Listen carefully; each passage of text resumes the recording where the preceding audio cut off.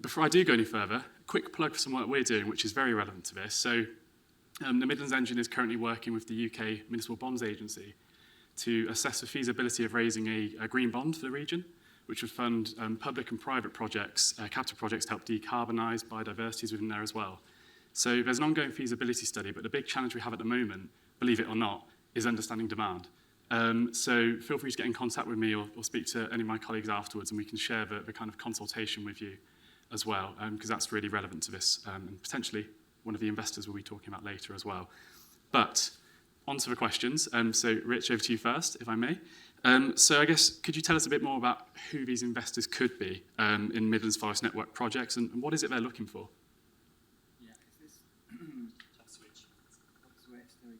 Test one. Hello, there we go, I'm here.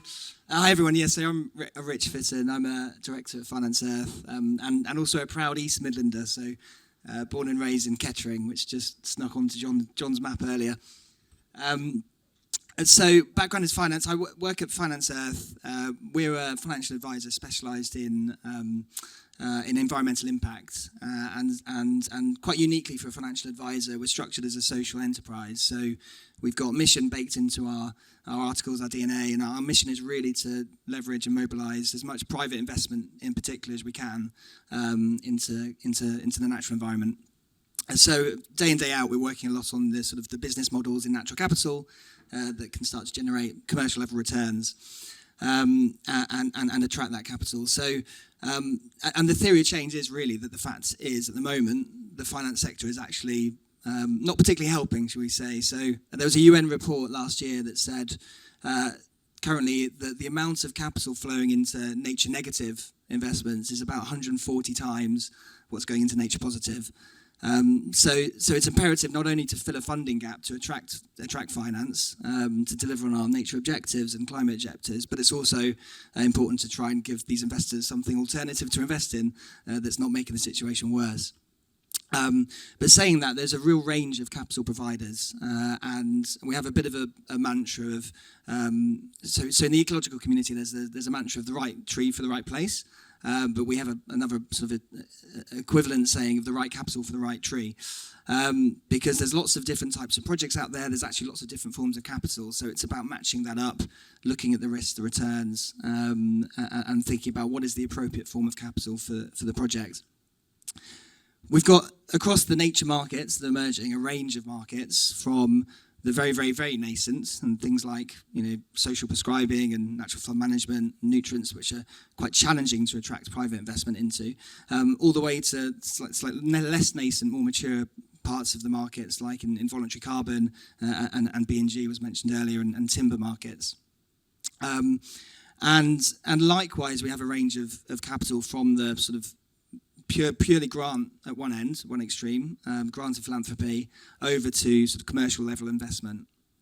But often it requires a mix of that. And, there are very few natural capital projects can attract purely private investment, even in voluntary carbon and B&G. There is an element of blending often that's needed, whether that's through grant schemes or through co-investment.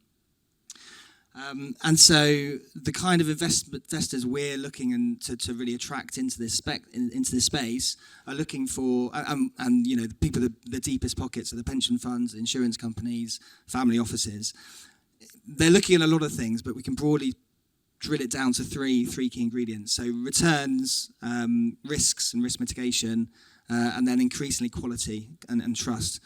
So very briefly on those. Returns, you need to, as a project to attract investment, be able to put together a financial model that pulls together the lifetime potential revenue generation with the lifetime costs. And very simply, if revenue's above cost, you've got a potential to generate a return on the upfront investment needed.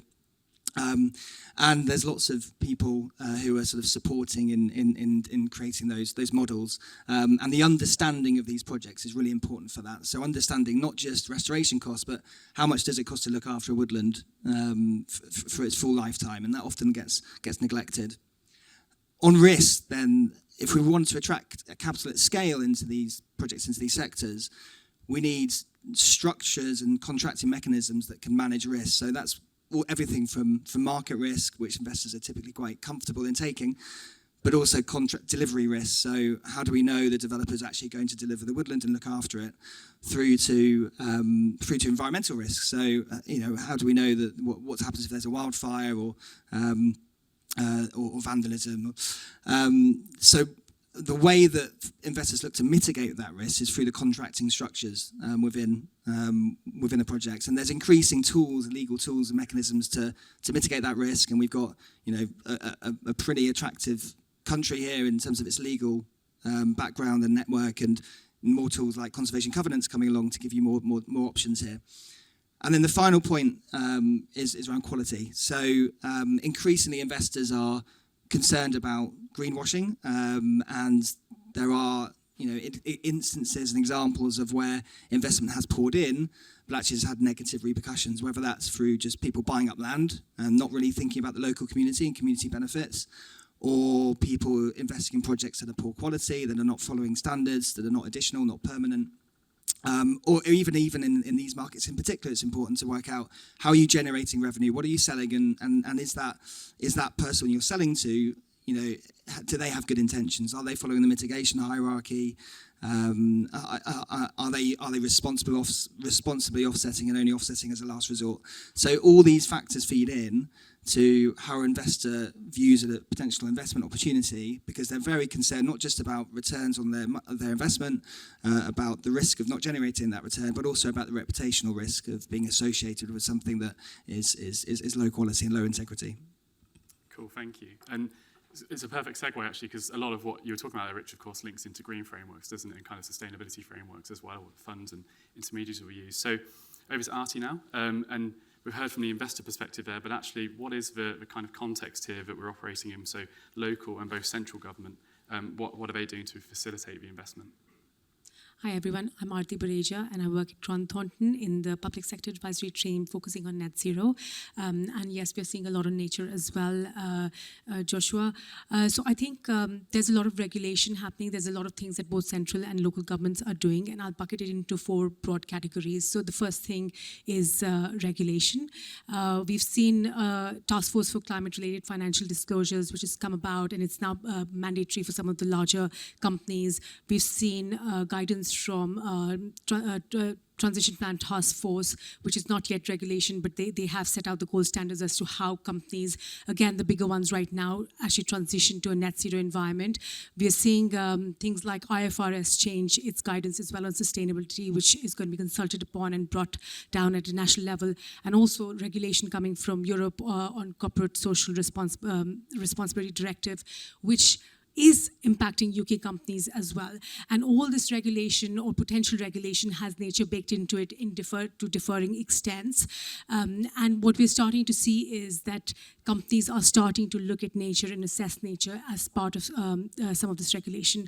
Of course, we've also had the Task Force for Nature-Related Financial Disclosures, which came out with its guidance towards the end of last year. And while that's a voluntary effort and actually might be subsumed into one of the other measures that I mentioned before, it's still to be seen as to how companies are actually going to take this on and implement it. So from what we are seeing right now, this is a voluntary measure, the TNFD. A lot of companies that are more impacted by nature, so for example, water companies in the retail sector who have supply chains that are already being impacted in terms of raw materials that they need to deliver their goods and services, are starting to assess nature. But even so, a lot of companies, a lot of corporations are still very much in the nascent stages of their nature assessment. So they are much further ahead when you look at climate impact. But in terms of nature, they're probably just looking at the gap analysis. Few of them are in the strategy piece. And when I talk about corporates, I'm also actually including financial services firms, which in general on climate change have led the way. So I think from a central government perspective, yes, there's been a lot of regulation. And of course, TNFD is more of a global initiative and is voluntary. But I think government will do well to kind of assess how this change is being brought forward. I think we're expecting a lot of nature uptake in the next 12 to 18 months, but focusing on whether any measures need to be made mandatory should really be washed out for, obviously we are resource strapped and time strapped in terms of actually delivering results. And the last thing I would say is on the regulation piece is TCFD now is being rolled out onto the public sector, and obviously considerations as to how public sector should be taking nature into account should also be looked at. Business cases, we're working with some local governments in how actually they should consider not just climate change but also nature within their business cases. These are again points that that government can actually look at to make some real difference. The second thing that I will talk about, the second bucket that I will talk about is really about some of the real changes and about the nature markets that are being created. So the government came out with its nature markets framework last year, and also the rules that the Planning Act has created around delivering 10% of biodiversity net gain will help to create such markets. And I think there are things that are already happening, but government should be doing a lot more to make sure that the market is very strong. The integrity of the market, I think quite a few of the speakers have already mentioned that, is there. So things like what are the codes that are being used, what are the standards that are being used. The government is working with the British Standards Institution to actually deliver these standards over the coming years. And how is this market operating in terms of regulation, in terms of how a secondary market might be developed.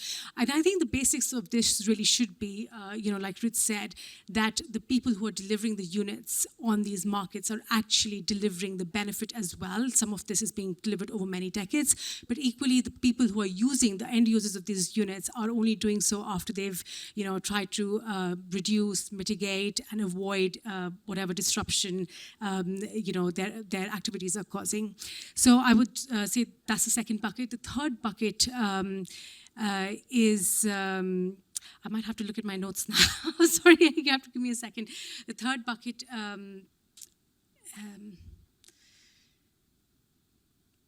apologies for my nervousness. Okay.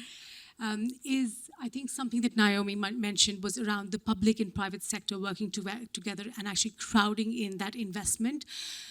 So we've seen quite a few things like the Natural Environment Readiness Fund that Naomi mentioned.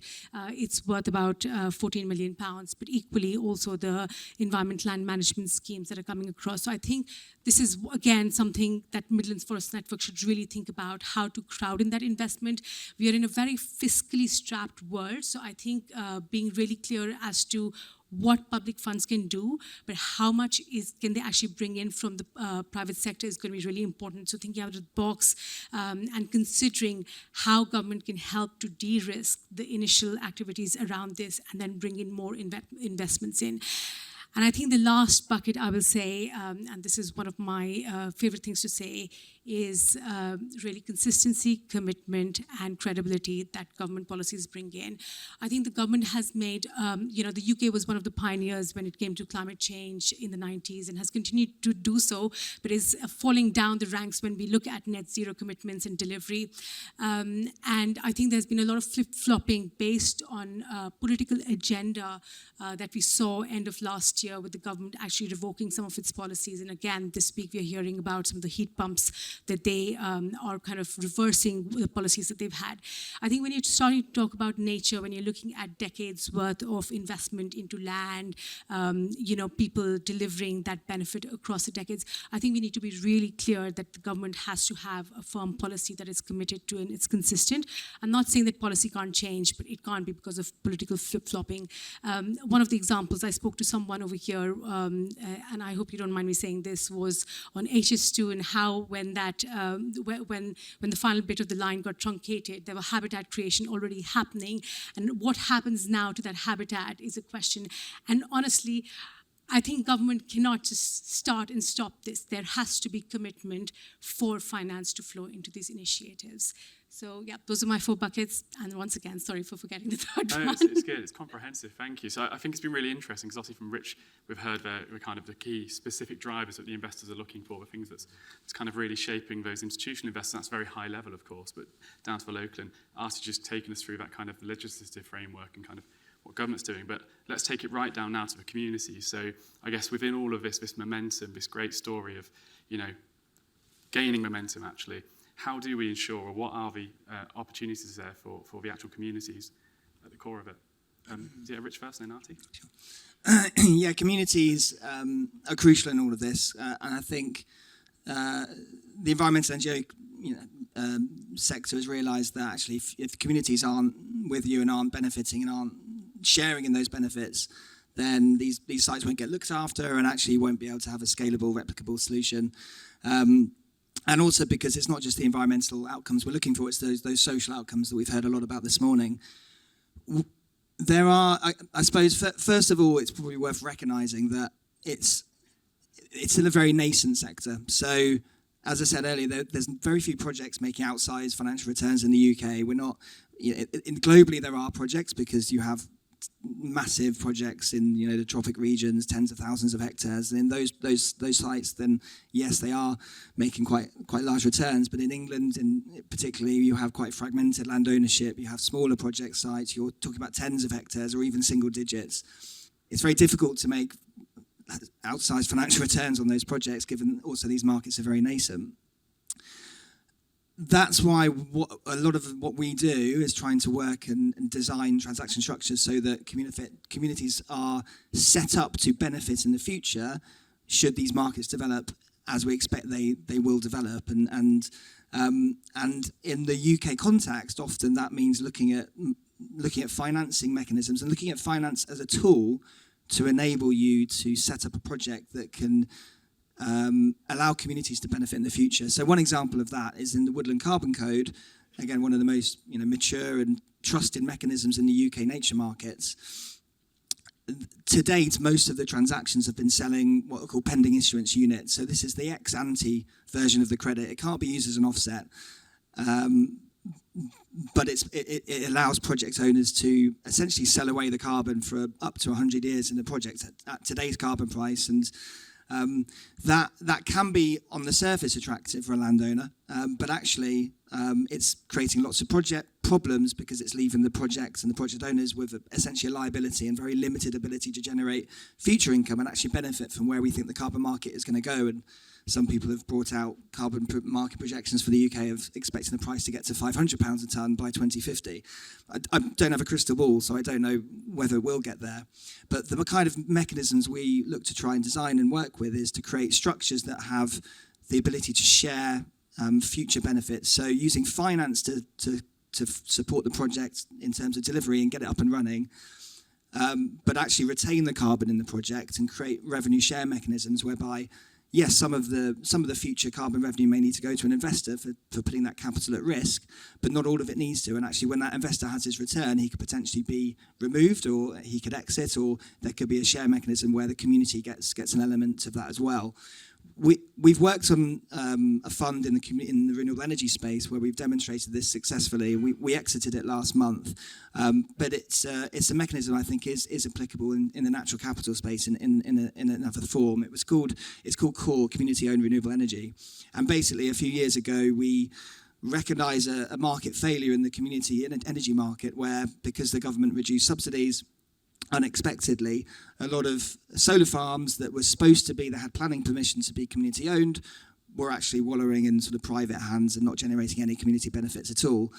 So we raised 50 million, we bought 8 farms, we essentially, short story, but long story short, we fixed them, we refinanced them, we optimized them, and then we created these community benefit funds and revenue share mechanisms where we channeled some of the subsidy revenue into those community funds that were spent on, and we upskilled the local community groups to spend them on local impact initiatives.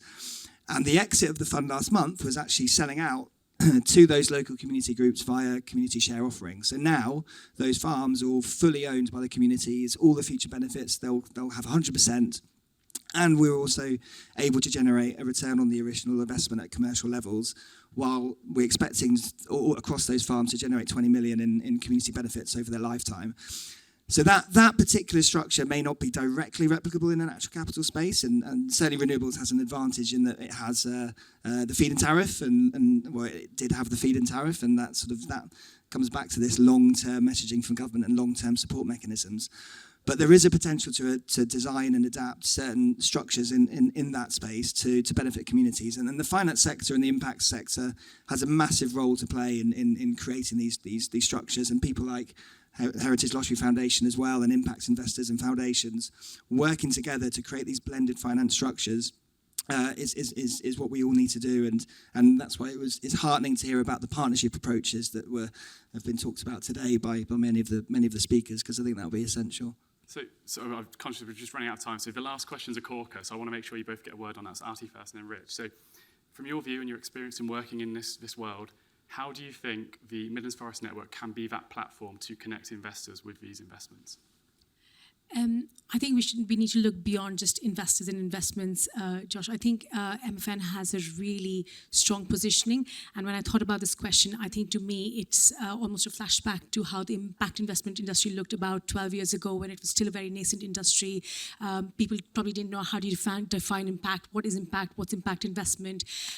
So I think looking at it as a platform where you're connecting like-minded people who are coming together to invest, but also to learn, education, raise awareness, raise a profile, and also people who want to challenge, so that you can together actually build this proposition into something which is very investable, which people are aware of, and which people actually want to invest in. So I think that's what I would look at, rather than just a network to connect investors and investment opportunities. It's much more broader than that.